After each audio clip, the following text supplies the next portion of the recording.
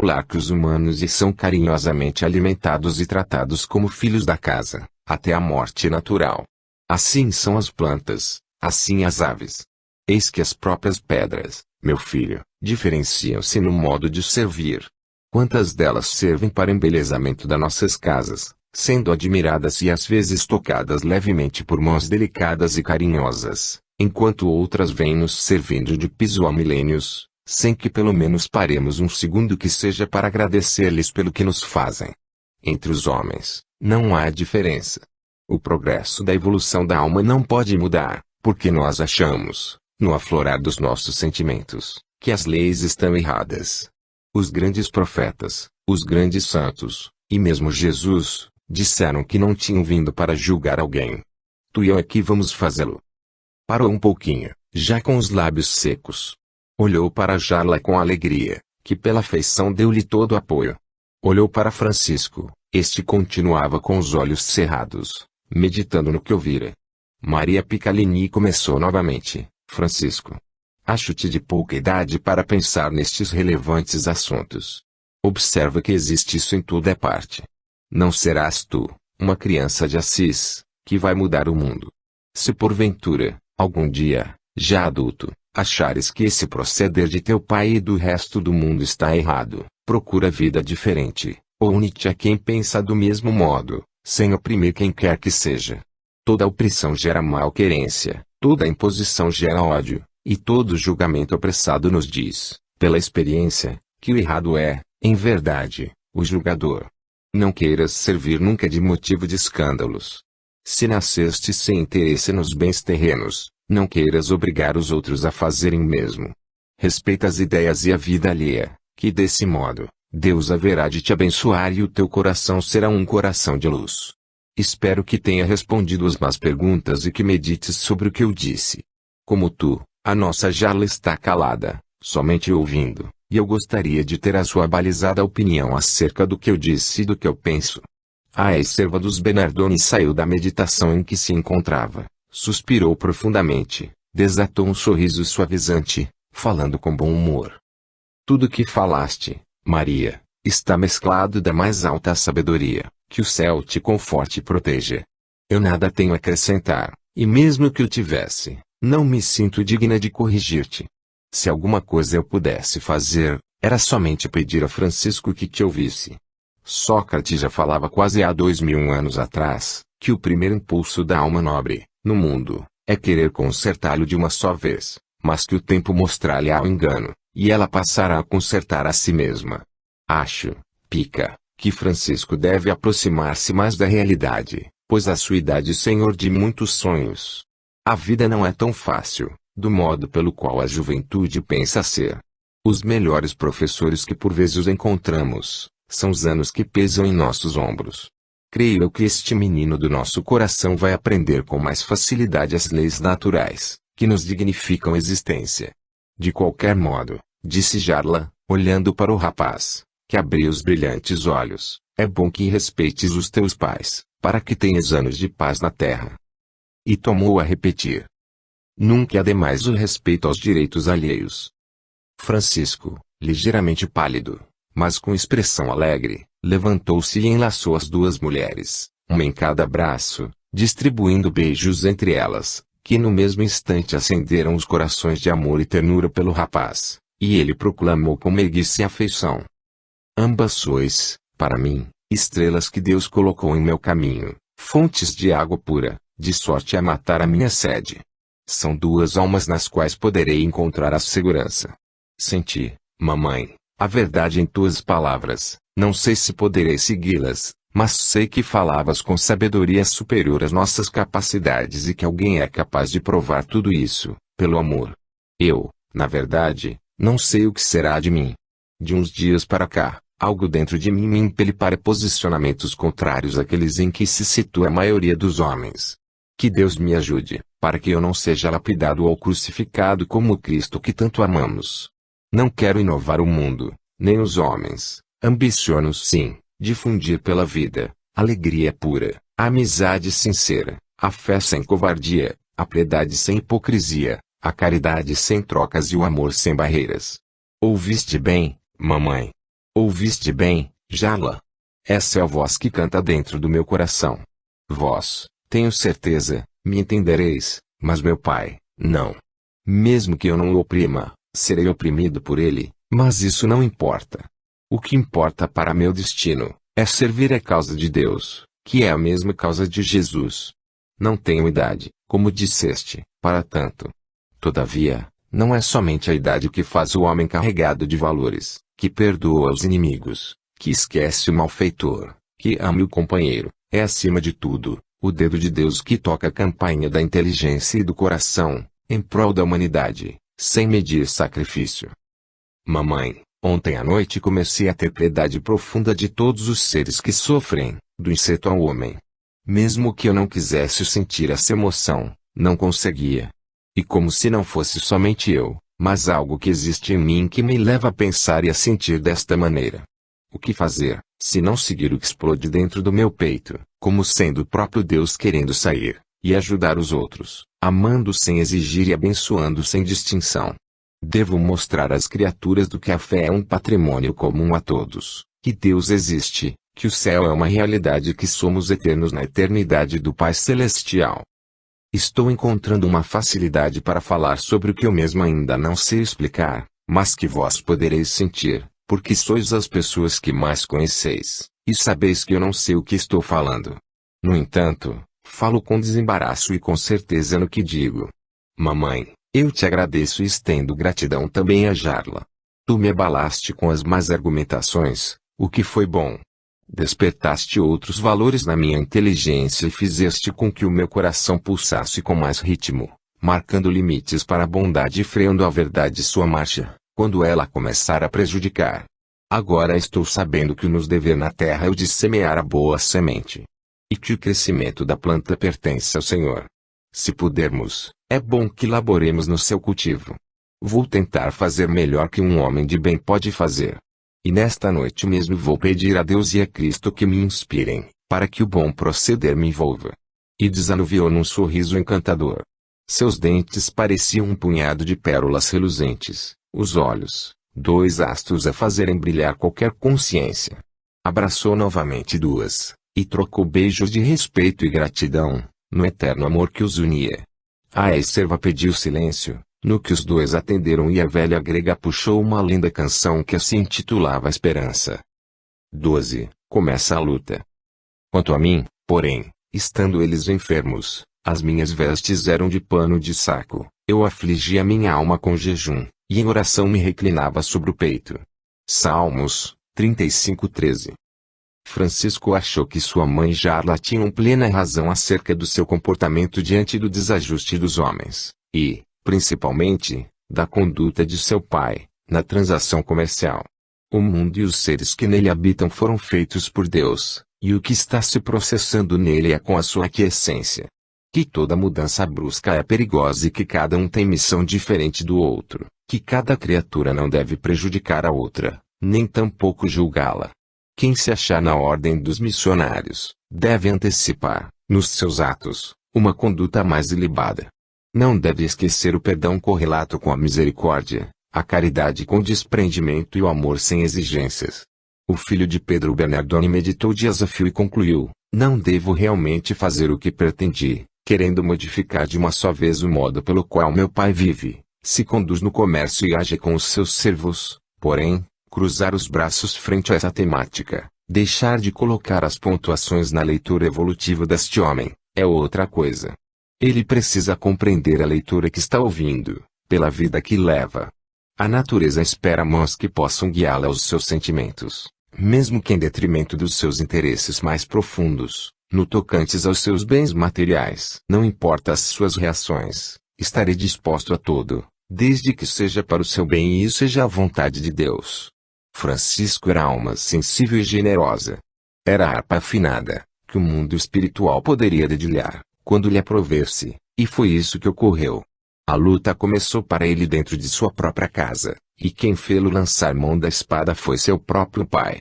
Pedro Bernardoni acendeu no coração do seu filho a chama de amor pelos outros, de igualdade, de humildade, de que todos deveriam participar da alegria universal, e o que falou a sua mãe a Jarla nasceu no cerne do espírito, O que elas lhe responderam deu-lhe uma linha de procedimentos sem precedentes. Muitas vezes se surpreendia apreensivo, no entanto, sentia um cântico por dentro, sua consciência abria-se em clareira extraordinária. Uma força interior lhe ordenava, na urgência da sua missão, para prosseguir.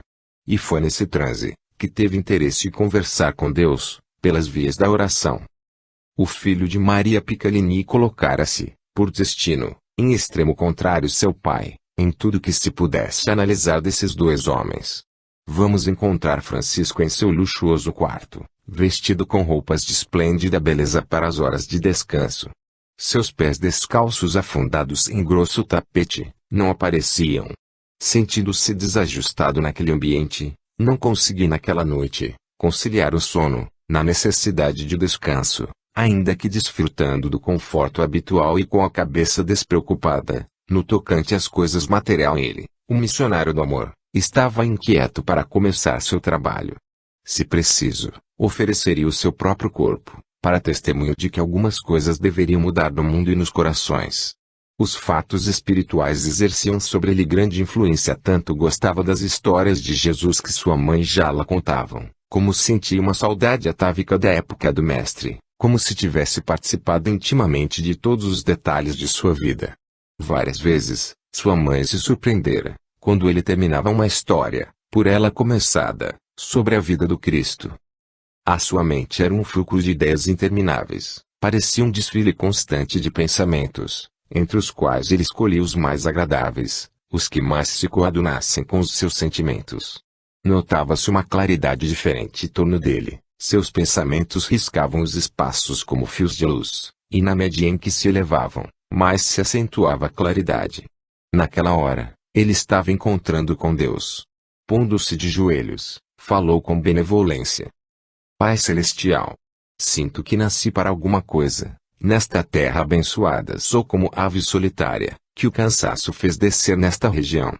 A cidade de Assis acolheu-me com carinho e nesta mansão desfruto do luxo. O ouro convida-me extravagâncias, que meu coração desaprova, intentando convencer-me de que o meu caminho é diferente, e que devo fazer alguma coisa em favor dos surdos e cegos que andam comigo. Pai de todas as coisas. Que devo fazer? Onde devo pisar? Que de comer? Qual deve ser a minha maior preocupação? Alivia, meu Deus, esta guerra que eclodiu na minha frágil mente. Eu quero a paz. Força poderosa do universo. Rogo que me compreendas. Ao ver a injustiça, sinto-me impulsionado para a defesa. Ao ver a violência, principalmente contra os indefesos, desejo posicionar-me em seu favor. Ante a mentira, sinto que se aviva em mim a chama da verdade, ainda que seu preço seja elevado para mim. Dá-me condições, meu Deus, para instalar a paz onde houver guerra, o amor onde houver ódio, a concórdia onde houver discussão, a fé onde houver dúvida, e o trabalho onde houver inércia. Eu quero ser útil, bom e agradável. Mas como fazê-lo?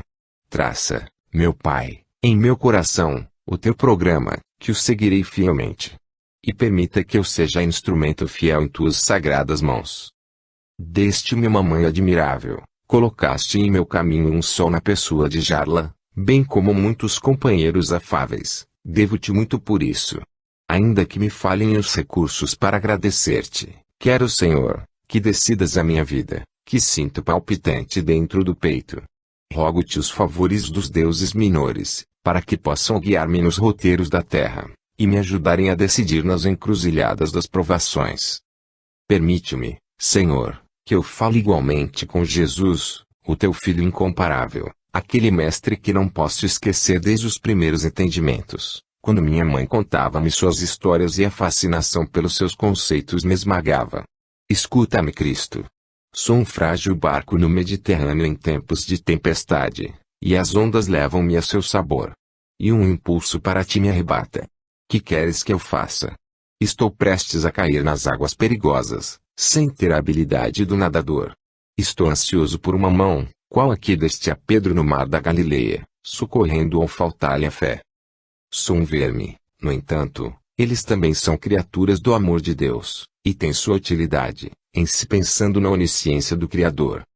Quero saber da minha utilidade e conscientizar-me da minha missão no mundo, para que eu não venha fazer sofrer os que convivem comigo, para que eu não seja ingrato com aqueles que me deram um corpo.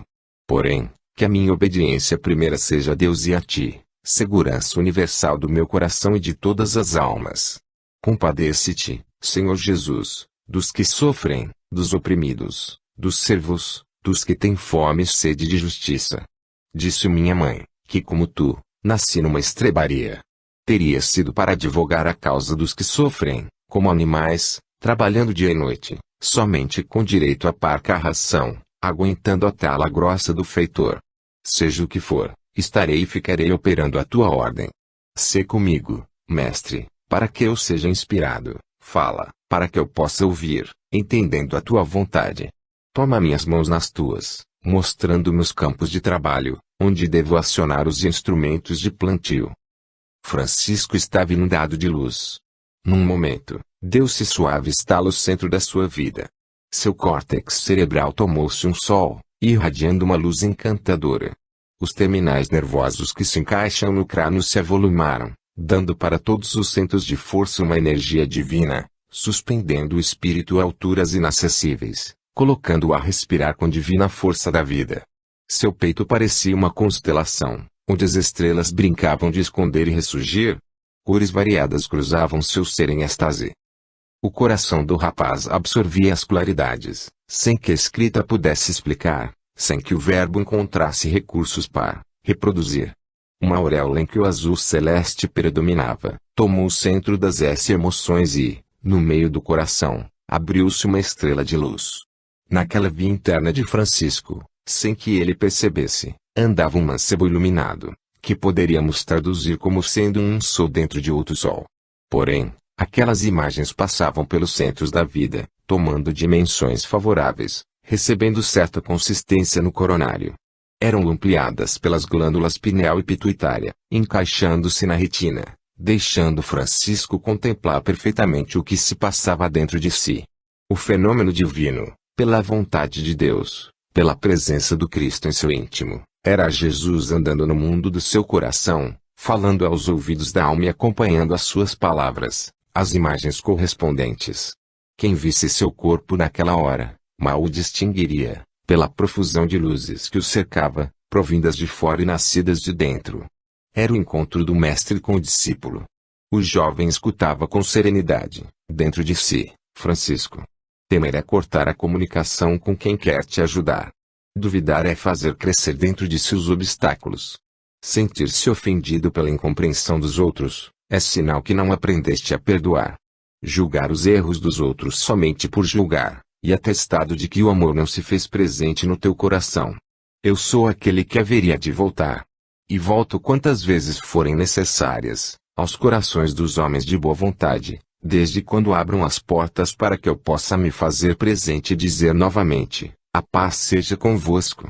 Sê dócil, meu filho, aos teus irmãos. Ajuda-os sem os violentar, e compreende, sem exagero, que o trabalho é demorado. Quantos milênios gastaste para principiar a sentir o bem, alimento do espírito? A ignorância pressionada toma-se prepotência desenfreada, e a falta maior será de quem se fez mestre, sem tolerância para ensinar. Eu ainda continuo crucificado no mundo. Tira-me da cruz. O prazer dos homens é me ver sofrendo, já é tempo de mudança, e o começo é teu. Faze-te instrumento dessa paz, no seio dos homens. A igreja precisa do teu trabalho, da tua vivência e do teu sacrifício, não para reformá-la de uma só vez, mas para fazê-los com continuados exemplos e a ajuda de milhares de trabalhadores. Eis que estás no mundo para essa batalha, que, de certo modo, tem um preço muito alto. Deves empenhar a tua vida na construção de uma vida nova e não deves carregar nos teus alforjes, nem prata nem ouro. Não porque a prata e o ouro, em si, possam fazer-te algum mal, mas porque, se dermos apoio em demasia à riqueza, à ignorância que avassala o mundo, que incentiva o fortalecimento da usura, do egoísmo e da vaidade, os homens bem aquinhoados que já desprezam os pobres e os escravizam, tornar-se-ão piores, pelos exemplos que já tivemos, do sofrimento das grandes almas que eles respeitam, ainda que as persigam. Terás de exemplificar a humildade e a obediência, e o teu amor deve chegar às culminâncias. Deverás fazer um enxerto divino na grande árvore humana, já bastante carcomida pela iniquidade e pela prepotência. Meu nome é lembrado nas festividades dos santos famosos e falado com eloquência nas pompas e exéquias papais, é escrito nos lugares de maior destaque por vezes, nas bandeiras de guerra. O teu labor será diferente e mesmo que encontres dificuldades, deves mostrar os conceitos doutrinários do cristianismo, em toda a pureza de seu surgimento e em todo o fulgor da sua essência, sem preocupar-te exageradamente com quem está ouvindo, seguindo e vivendo. O trabalho é realizado em sequência, pois essa é a lei natural de todas as coisas. Confia e espera. Tem como dogma a fé, como espada, o amor e como clima, a caridade, como alegria, a servidão, como casa, o império terreno e como escola, a natureza, como alimento, também a palavra de Deus, como luz, também o entendimento e a tua guerra será estabelecer a paz. Francisco. Não deves, em tempo algum, esquecer o perdão, não deves temer as ingratidões, a pobreza, nem tampouco a dor, pois esses meios são forças de Deus, para desatar a luz nos corações dos meus discípulos. Aceita a humanidade como ela é, cooperando com ela em algumas mudanças. Faze-te qual o sol e a chuva, que não procuram saber a quem estão favorecendo, no vasto campo de benefícios. Recebe todo o rebanho da terra como irmãos, pois são todos filhos de Deus, com os mesmos direitos de viver e de trabalhar, em busca da felicidade. Os desígnios de Deus devem ser respeitados por todos.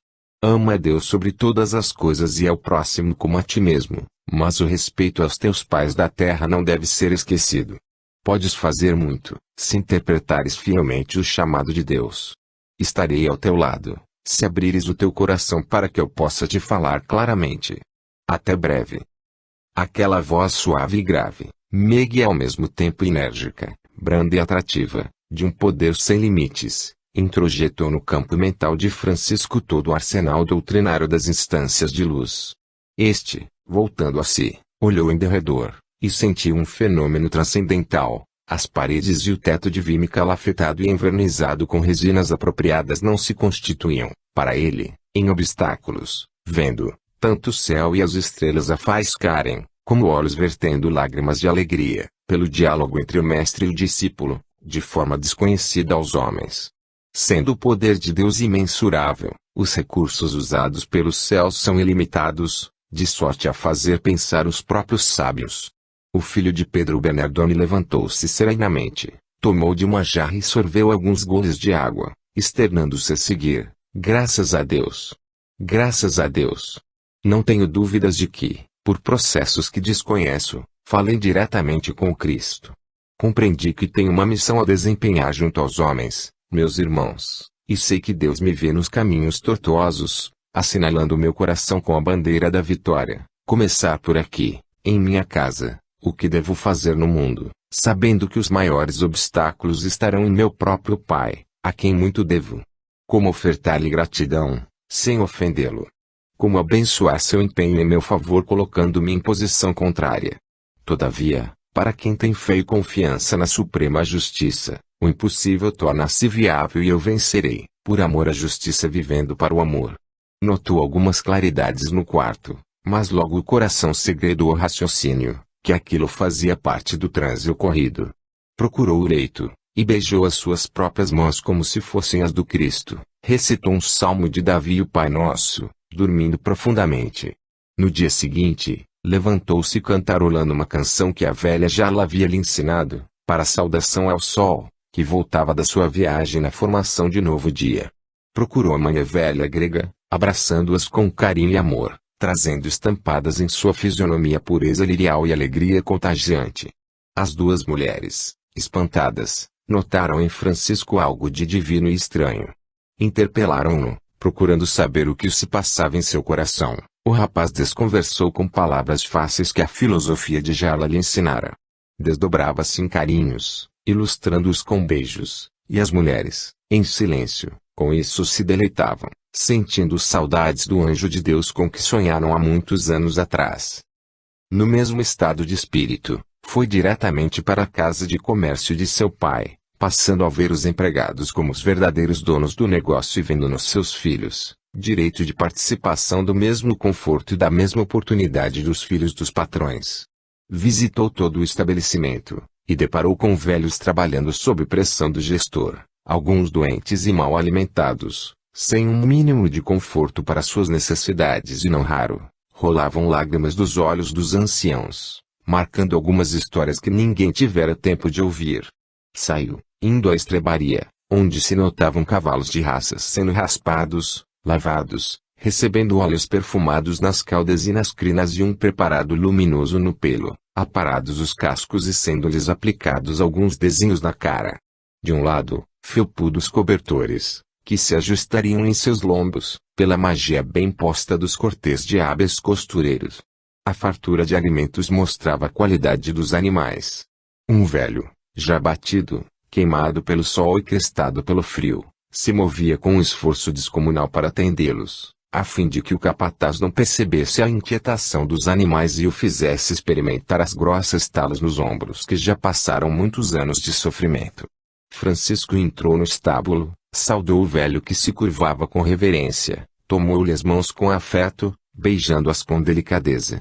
Este, assustado, com medo de que alguém os estivesse observando, esforçou-se para se livrar do rapaz, o que Francisco não permitiu, segurando com firmeza o seu esquelético braço e, fazendo-o assentar-se num monte de alfafa, falou brandamente: "Como te chamas, meu velho?" A voz embargada do ancião impediu a fala de sair. Fez pequeno esforço e começou a dizer: "Meu jovem senhor, Deus te abençoe. O meu nome é Basílio, e tenho 75 anos. Sou foragido de Roma, onde meus pais foram decapitados em praça pública. Tinha 15 anos quando assisti a esse drama, que nunca mais esqueci. Vi com esses olhos as cabeças dos meus pais tombarem, e tive a oportunidade de sentir seus últimos olhares para mim, e eu gritava, sem que o socorro chegasse. Horas depois, estava num mercado de escravos, onde logo fui vendido a um rico camponês, para o qual trabalhei sem descanso." Francisco, ouvindo o velho, de vez em quando passava as mãos macias nos seus cabelos cor de neve, dizendo: "Continua, vovô, conta teu caso, que estou me sentindo muito bem em ouvir-te.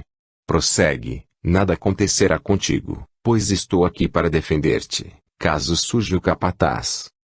E o velho, com os olhos em agonia, chorando qual criança desesperada em busca dos pais, contou sobressaltado: "A vida, para mim, tem sido dura demais, meu filho. Quando fui vendido para o camponês, senti o coração amargurado, sem compreender o meu próprio destino. Por vezes esperança invadia meu ser, e, sem que eu soubesse por quê, certa serenidade bafejava o meu coração, de maneira a ficar semanas e mais semanas, sem contestar com revolta, os acontecimentos. E foram esses momentos que me levaram a acreditar em Deus, a quem hoje eu tanto amo. Parece terem caído sobre mim todos os males, e que todos os pecados dos homens vieram a meu encontro, fazendo com que meu corpo fosse flagelado. Que Deus abençoe as minhas provas e sejam elas em favor de alguma coisa." E o velho servo deu um sorriso meio melancólico, como luz que escapa através de minúsculo prisma da alma, falando compassadamente: "Menino Francisco, és para mim um anjo, que se esconde nessas vestes de luxo. As suas roupas são reluzentes, mas a tua alma é muito mais. Desde quando pegaste em minhas mãos, senti renovar-se a vida em mim, e tive o mesmo consolo que sinto e quando em vez, porém, muito mais acentuado, mais divino, parecendo que meu coração se abriu e que dele saía algo que o fazia sofrer, fazendo-me sentir um alívio inexplicável. Como negar a existência dos deuses, meu filho? Como negar uma força poderosa de justiça e de amor que regula todas as vidas e todas as coisas?" E apontando com o dedo que os anos entortaram, mostrou a Francisco: "Esta estrebaria, este mundo em que vivo há muitos anos, como servo dos próprios animais, foi e é para mim uma escola valiosa, que me ensinou a silenciar e a entender quem não pode falar. É o meu verdadeiro lar, e, em muitos casos, tenho nos animais companheiros afáveis. Somente eles conhecem, por incrível que pareça, as necessidades de carinho que tenho. Lambem as minhas mãos com ternura, e muitas vezes passam a cabeça em meu peito, fazendo-me lembrar de minha mãe. Quando durmo, sou vigiado por eles, que dão sinal de qualquer perigo. Isso me conforta e consola. Não é Deus quem está me ajudando e, desta forma, me mostrando que Ele existe para todos os seres. Não é para um velho doente e cansado, oprimido e esgotado, como eu, um sinal de que devo ter esperança e fé em uma inteligência maior. Há 60 anos que sirvo a senhores, que se fossem iguais a estes animais, eu estaria no céu. O melhor de todos eles é o teu Pai. As marcas do meu corpo demonstram o que já passei. Eis o meu drama. Com licença, filhinho. E tirou a camisa, bem pior que a enxerga dos animais de sela. Na pele escura do ancião, viam-se estrias que assinalavam o passeio da tala de couro cru de muitos capatazes, e sinais nas orelhas e no crânio mostravam que já tinha passado por muitos donos. Tomou a vestir a rota camisa, acentuando com voz entrecortada: meu filho, tu não mereces ver essas coisas, não sei por que estou te mostrando, não sei.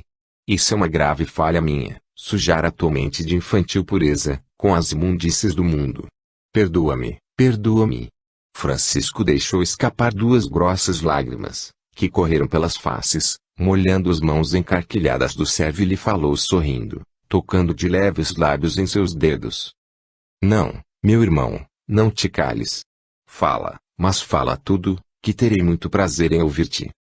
Os animais movimentavam-se em todas as direções e suas caudas bem tratadas espantavam as moscas, que poderiam inquietar os 2 homens em diálogo. O velho nunca tivera emoção igual, e pensava, recostado num monte de feno amarelado: como Deus é bom! Um senhor como este, descer tanto para ouvir um resto de homem, como eu. Qual o prazer que ele tem nisso? Qual o interesse? Que ventos o trouxeram aqui? Conheço o menino Francisco, que sempre sorri para a gente, mas nunca chegou ao ponto de misturar-se com um cervo que cheira tão mal, os mais desprezíveis animais. Parece que já descobri. E Deus, novamente, ao mais visível, a me confortar. É isso mesmo. E tornou a chorar. E os segundos de silêncio trouxeram ao servo inspiração para continuar a conversa. Falou mais desembaraçado: meu filho, o castigo que me apavorou mais foi o que o penúltimo senhor mandou fazer comigo. O velho Basílio, engasgado de emoção, após pequena pausa, continuou: havia, na rica propriedade, uma serva por quem eu nutria grande afeto, que fora, obrigada pela força, transformada em amante do feroz capataz. Certo dia, eu conversava com ela, quando fomos surpreendidos por Estrião que, enfurecido, levou-me, amarrado, à presença do senhor, relatando o ocorrido, porém, torcendo a verdade e fazendo acusações falsas. O senhor, que estava saindo de viagem, subindo na luxuosa carruagem, falou apressadamente: não tenho tempo agora para tratar dessas ninharias. Faze com ele o que te aprouver. O ancião fez nova pausa e disse: não sei se devo prosseguir. És muito jovem e não vejo por que preocupar-te com fatos tão brutais. Francisco, passando carinhosamente as mãos nos cabelos do velho, respondeu com calma: não tem importância que eu ouça, vovô, fala, será bom para nós 2. Está bem, disse Basílio, prosseguindo. Estrião mandou levar-me para o local destinado a punições dos escravos, fazendo com que me despissem e, impiedosamente, efetuou a dolorosa e humilhante mutilação do meu órgão genital. Fiquei por longo tempo entre a vida e a morte. Somente a misericórdia de Deus e as intenções de um bondoso velho, conhecedor de raízes e ervas curativas, evitaram que eu morresse. Agora, se me permites, menino Francisco, vou parar. Acho que já chega. Sinto que sofres comigo e não desejo que isso aconteça. Vai, meu filho, vá embora, pois pode ser pior para nós. Que Deus te abençoe, que a nossa Mãe Santíssima te tenha para sempre em seu coração. E que Jesus Cristo seja o teu guia. Francisco estremeceu quando ouviu falar em Cristo e de sua mãe, daquele modo tão simples, mas tão sincero. Um bem-estar indizível dominou todo o seu ser. Levantou-se e saiu como se tivesse cursado, por muitos anos, os maiores liceus das grandes cidades. Sua cabeça era um ninho de ideias em profusão. Aquele dia foi para ele grandes experiências, no encontro de realidades de que ele tanto precisava. Queria coisas reais e ansiava pela verdade, para que pudesse consolidar o amor no coração. Já era noite quando regressou a casa. As estrelas começavam a brilhar intensidade. Antes de entrar na mansão, parou e contemplou o céu. Perpassou os inquietos de emoções por toda a constelação, e falou no profundo da alma: Deus, ajuda-me a compreender o que devo fazer. Foi diretamente aos seus aposentos, deixou-se cair nos maços pelegos que atapetavam o chão e viajou, nos braços de Morfeu, para regiões resplandecentes. 13. Experiência diferente. No dia seguinte, já refeito dos golpes morais da história do velho Basílio, Francisco procurou interrogar mais pessoas que trabalhavam para seu pai. Falou com um daqui, com outro dali, sorriu afavelmente para todos, disfarçando a pesquisa, colhendo experiências diferentes, para que o coração e o raciocínio pudessem somar todos os resultados, dando-lhe a justiça. E neste transe, ele poderia moldar suas atitudes, aliando a teoria à prática. Não queria, de modo algum, colocar-se em extremos. Tinha, por natureza congênita, a universalidade. Achava que a justiça era uma força sublimada e que somente ela poderia abrir caminho para o amor. Operavam-se em Francisco grandes mudanças. O pai já estava preocupado com ele, que por vários dias de nada cuidara, somente andando, conversando com servos e empregados, não dando atenção, como antes, às ordens de Pedro Bernardone. Despertava-se nele a sua real personalidade, bem como a conscientização do que deveria fazer. Era como se outro Francisco estivesse surgindo. Saltou dentro de uma carruagem e falou com energia ao cocheiro. Toca para as terras do Sr. Bernardone. O cocheiro, acomodando-se prestativo, respondeu com delicadeza: Qual delas, senhor? Ele, já refeito, respondeu com afabilidade: Abel, desculpa-me o modo como te falei, quando subi a carruagem. Se ficaste ofendido comigo, peço-te desculpas. Por favor, desculpa-me ao sítio de Apolo. O chicote estalou no ar, e os cavalos saíram em disparada. O filho de Pio entrou em meditação, sem perceber as 2 horas de viagem, no percurso de Assis a Apolo, terras férteis, onde o cultivo se fazia admirar. As parreiras circundavam grande extensão de terra, o trigo crescia com força descomunal, mostrando mais interessados pelo fenômeno da natureza, algo de divino entremeado às coisas materiais. Variados tipos de frutos eram um emblema valoroso da região. Chegados ao seu destino, Abel parou os cavalos banhados de suor, logo os encostando juntamente com o fiacre em uma grande sombra, que uma árvore amiga ofertava. Francisco desceu, sentindo-se livre, respirando o ar puro dos campos. Natureza o favorecia, pela sua própria natureza espiritual, na compatibilidade vidas puras. Entrou no casarão, onde deparou com dezenas de servas correndo de um lado para outro, em ocupações variadas, desde a limpeza ao preparo do alimento destinado aos servos que rompiam o eito de trigo, sob a severa vigilância de vários feitores truculentos. Francisco desceu um despenhadeiro correndo e cantarolando, deslizando os olhos em todas as direções, num monólogo sem precedentes. Meu Deus! Por onde devo começar? Quero fazer alguma coisa de bom em benefício da humanidade. Como é difícil ser útil! Como é difícil compreender os nossos deveres diante da nossa consciência. Como é constrangedor a gente ver e sentir a opressão nos outros. Não posso parar mais e as ideias fervilham em minha mente, qual uma vasilha de água em demorada fervura. Sei que o destino me reserva uma parcela de luta em favor dos que sofrem, e graças aos céus, não me falta disposição. Eis que me empenho contigo, Jesus, para que me ajudes. Mestre, abençoa minhas atitudes e não deixes que eu entre em caminhos que não condigam com verdade e com amor.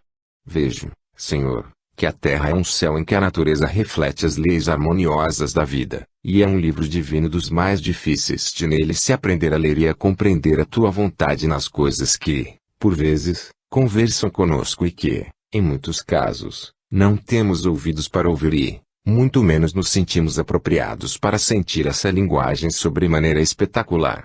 Abre, Senhor, os nossos olhos, na igualdade das nossas forças, para que possamos ver o amor se desdobrar com ramificações infinitas, esperando que os homens despertem para ele.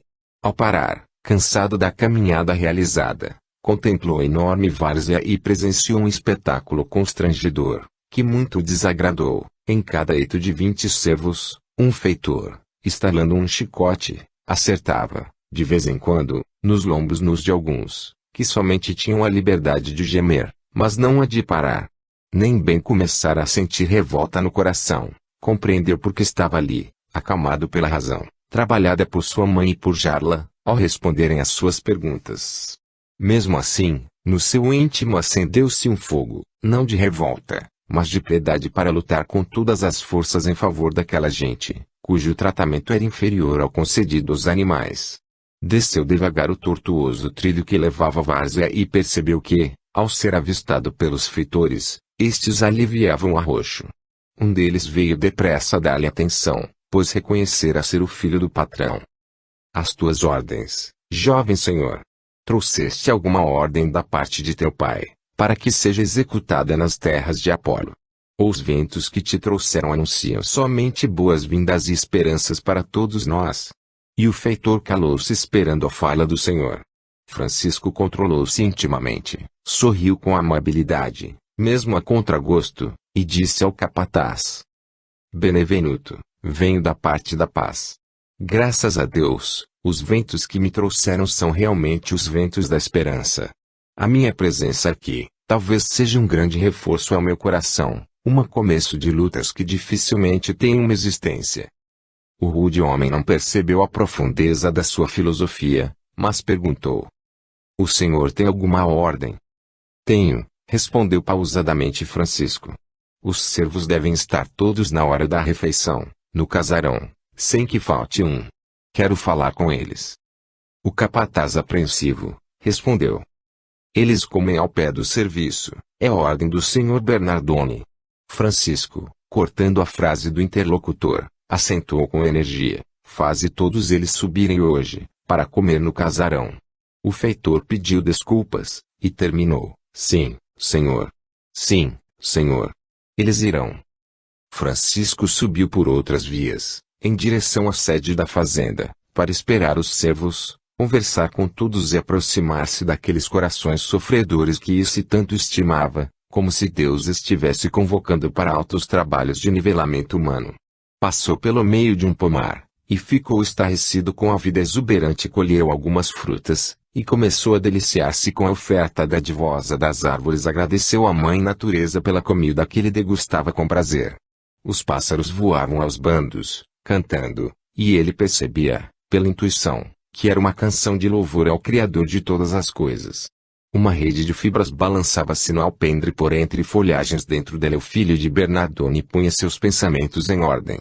Em sua mente foi ateada uma fogueira de ideias e perto dela o coração batia descompassado tentando, com descomunal esforço, ajudar o raciocínio na grande dinâmica do bom senso. Francisco largara o corpo por instantes, e o espírito livre, em outra dimensão mudou um pouco de ideia, sem, contudo mudar a preocupação de servir.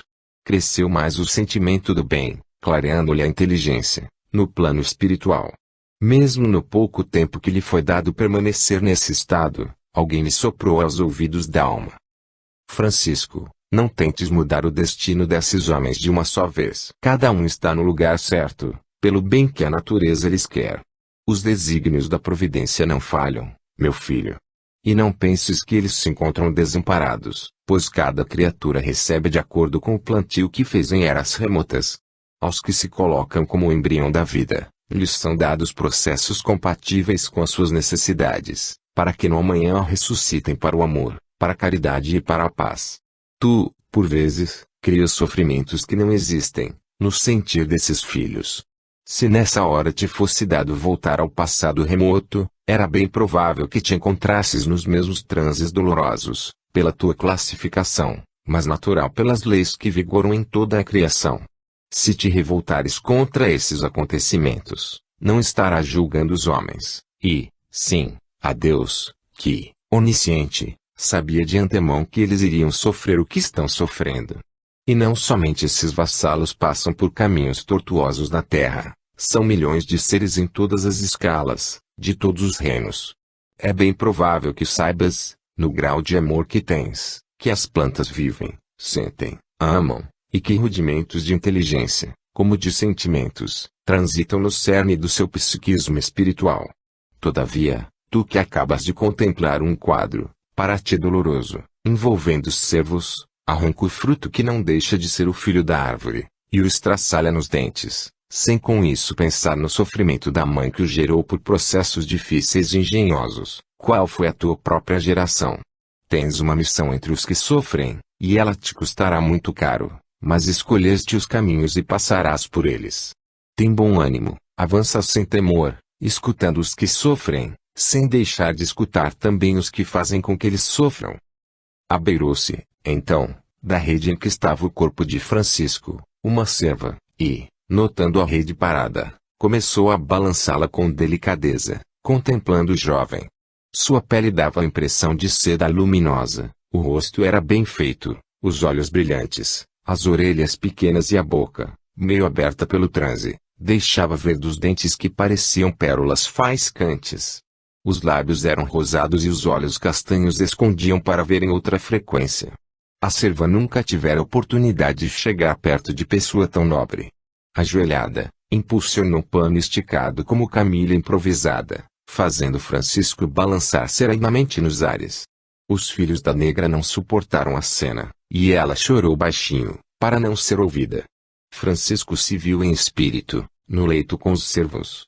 Mão luminosa apontava-lhe alguns dos cervos, e ele observava um colorido diferente dos outros em torno de suas figuras, evidenciando que a formação biológica acompanha era espiritual.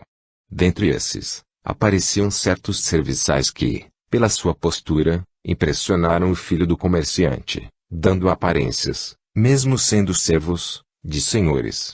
A mão espiritual que guiava as experiências de Francisco deu um toque com os dedos, influindo na mente do moço, e fez com que ele rebuscasse o passado milenar dos servos.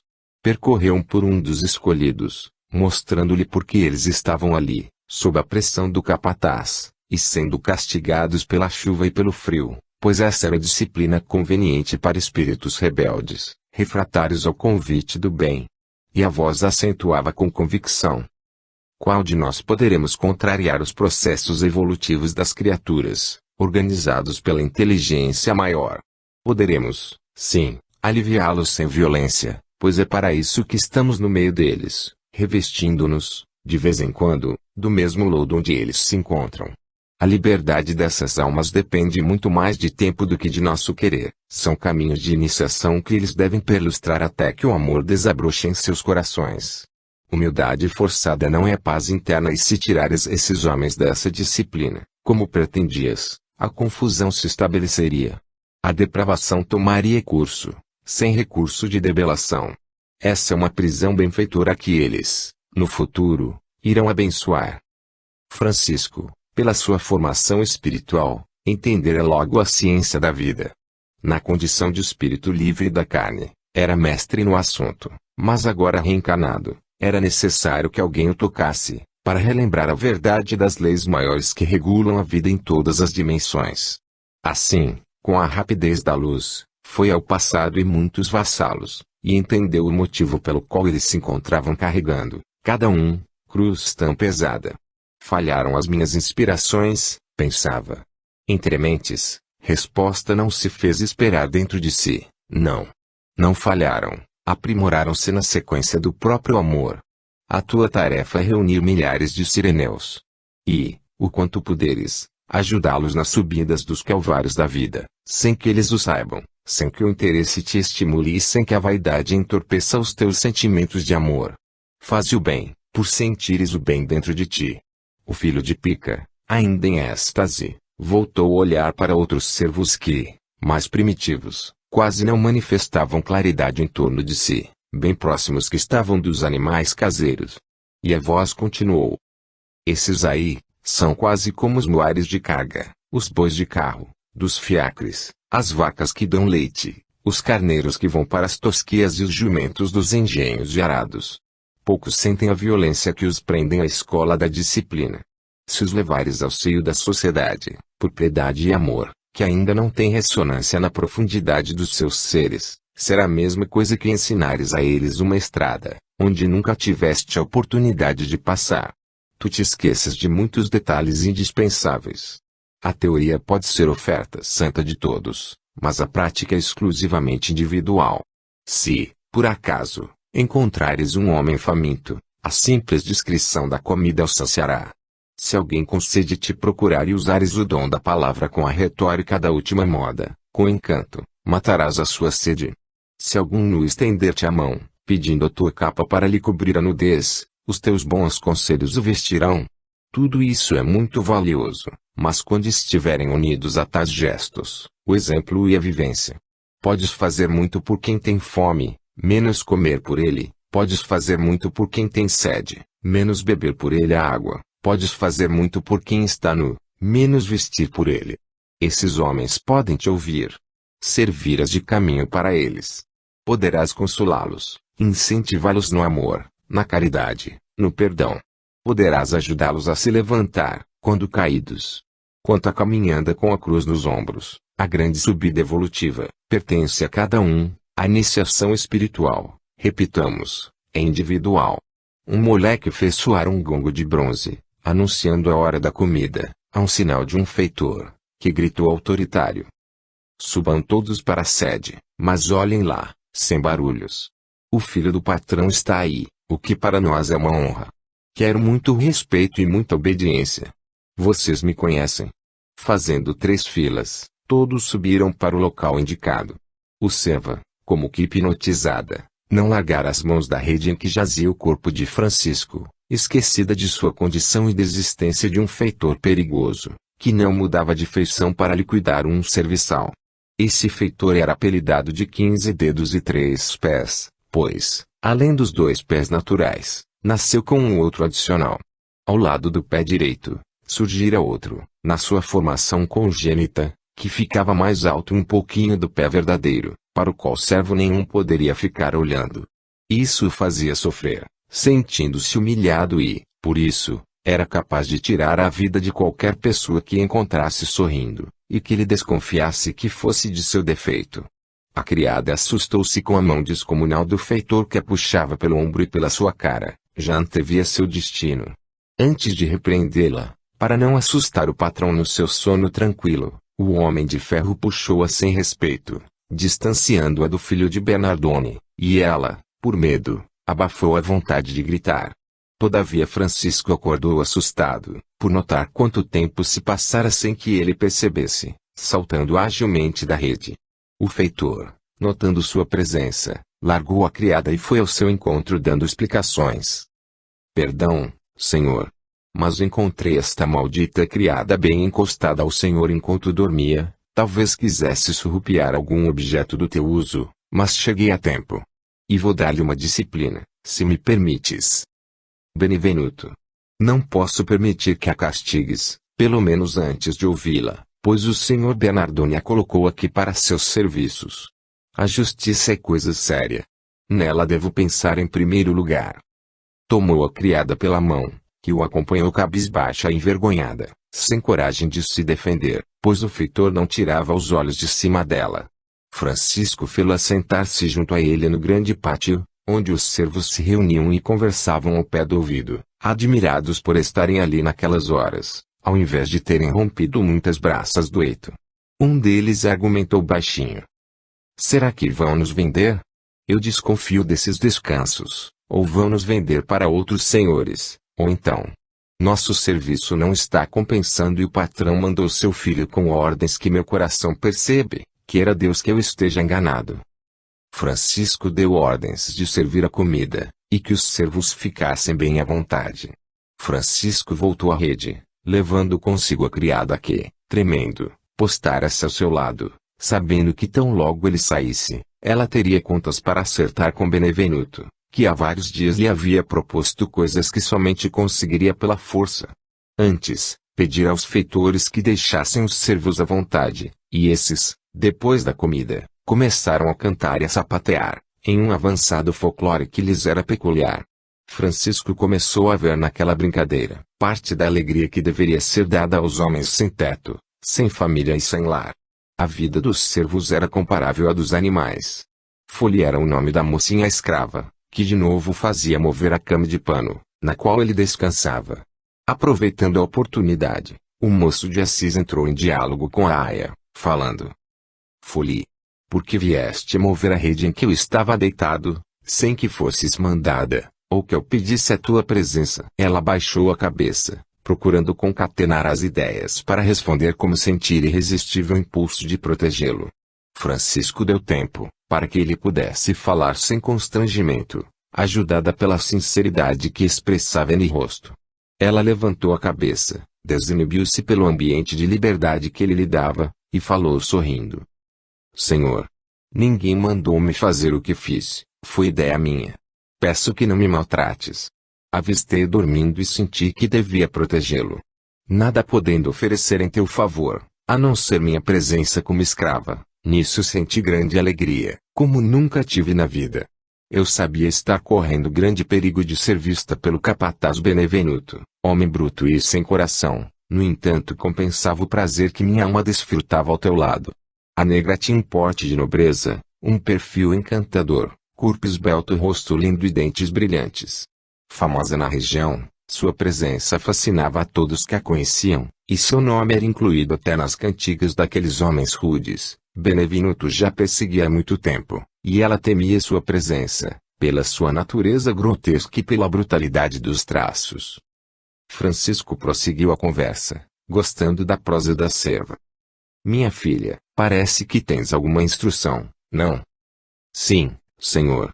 Tenho pouca idade, todavia, a minha mãe não descuidou de fazer-me cristã, e dentro desses preceitos, que me conquistaram sobremodo, abriu-se minha inteligência de maneira mágica, e herdei a sabedoria de minha mãe, sem que eu mesmo a pudesse entender.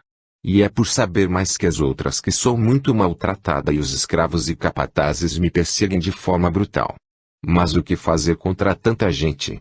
Perdi minha mãe e não conheci meu pai. Somente sei que era homem de grandes negócios. Da noite para o dia nossa casa foi invadida pelos templários negros, minha mãezinha foi abatida, e eu levada e vendida no mercado de escravos em Spoleto. Como defender-me? De que adiantaria protestar? Se me permites, e não me leves a mal, o que o senhor faria se estivesse em meu lugar? Restou-me obedecer e chorar, nada mais. Estou feliz ao teu lado, e desde a hora em que entraste aqui, meu coração me disse que tu eras um homem de bem.